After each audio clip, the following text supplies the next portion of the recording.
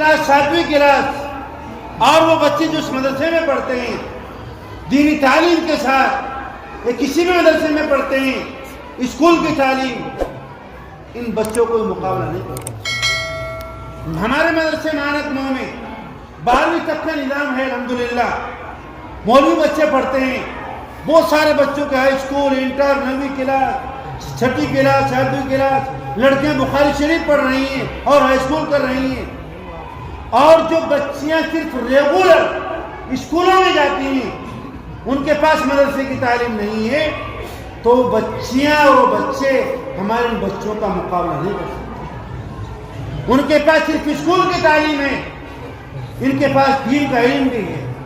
انہیں بسم اللہ پڑھنے کا نہیں پتا، ان کے پاس دوپٹے نہیں ہیں،